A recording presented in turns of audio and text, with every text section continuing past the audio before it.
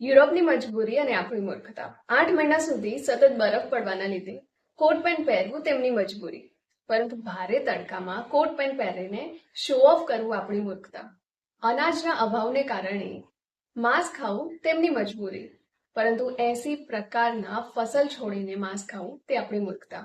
તાજું ખાવાનું ના મળવાના લીધે સડેલા મેદાના પીઝા, બ્રેડ, બર્ગર ખાવું તેમની મજબૂરી, પરંતુ અહીંયા 56 ભોગ છોડીને 500 રૂપિયાના પીઝા ખાવા તે આપણી મૂર્ખતા.